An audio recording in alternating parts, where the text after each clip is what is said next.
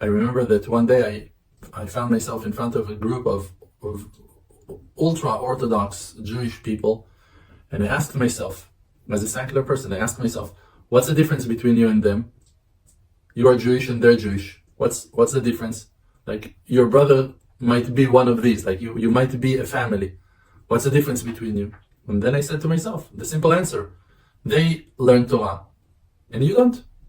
That's the difference. You think about the Torah as something that you're not interested in putting your mind to. You never learned about its importance, and they have thousands and thousands of books that are wrapping it from any angle, that are just like investigating and thinking about it and trying to figure out more about it and like diving into the depths of the verses, something you haven't done before, ever in your life. Then I took that decision to take the Bible, and back then, 25 years ago, I bought that Bible, this specific copy, that one, and I started learning. Means I started reading from first page of the Bible, Torah. Learned Bereshit, Shmot, Vayikra, Bamidbar, Dvarim, and the rest of the books of the Ketuvim, all the written scripts, and all the prophets, testaments. Just read them one after the other, without wearing a kippah to my head. I was not keeping Shabbat those days. I was not doing any, without being aware to Torah keeping. Like maybe I could be friendly to someone, maybe I could help someone. But I didn't aim to keep mitzvot. I never kept mitzvot in my life until that time. And then my conclusion of that phenomenal, amazing book was, that is the best book I ever read in my life. That was my personal conclusion. That's what I said to myself, without having no rabbi affecting me, no one to brainwash my mind. No one. Only me in the book. Only me and my feeling. Only me and my search. I finished that book saying to myself, like, whoa, that's the best book I ever read in my life. I need to start it over. But I felt that just to read it over is not enough. And I went to some Jewish bookstore, and I started searching for books, and I didn't even know what to look for. I didn't know what the concepts of what Kabbalah is. I didn't know. What Chassidut is. I didn't know. I didn't know that. I remember myself that someone asked me, have you learned Mishnah? And like today, Mishnah, it's like foundation. It's like Mishnah. In my world, like Mishnah is obvious. You know what's Mishnah? Mishnah is basic. I didn't know what it means, Mishnah. I didn't even, the word Mishnah in Hebrew didn't make no sense to me. What's Mishnah? No, I don't know. Never learned Mishnah. Mishnah is the first layer of the oral Torah. I didn't know anything about oral Torah. Nothing. Nothing. All the wisdom of our holy sages was blocked and sealed from me. Totally. If you would mention names like Rabbi Akiva to me, I didn't know who you're talking about. Rabbi Shimon Bar Yochai? I didn't know. I didn't know the names of the greatest ones of them all. Oh, Moshe. I heard of Moshe, but I didn't care. Abraham, Yitzhak, Yaakov. Names. Yeah. History of our people, you claim. I don't know.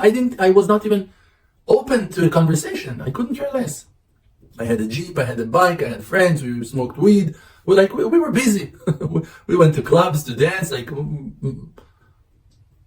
who cared? Like, we were swimming, going to the ocean, swimming, having fun. Like, I had dogs. Like, we were camping, making bonfires. Who cared about faith? But some situations, like, cleared my mind, clarified some truths to me, and I marked those ones. And from one to the next, from one to the other, I found that there's a course, that there's a pattern, that there is a direction. It takes me somewhere to find myself. Like, those are answers that are answering me. Certain figures, certain stories, certain situations in life brought light and been a source of inspiration for me. They were points of hope, like wells in springs in the desert.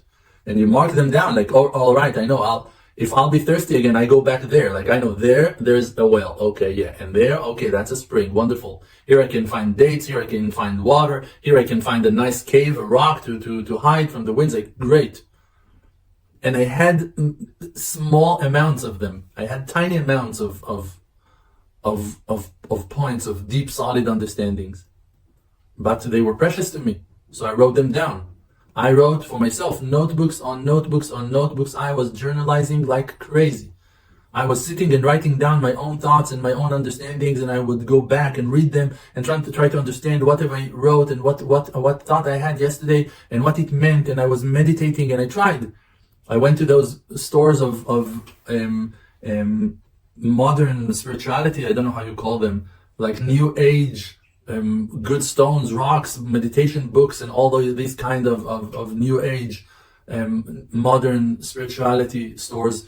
And I was searching for things over there. Like I bought stones and I bought books, and I came home reading those books and reading them while walking in the street. I was searching all over the place. From those small dots of clarity, suddenly I found a language. I found a world. It was very interesting, and not to speak about satisfying. It was amazing. It was enormous. It was great. I found myself.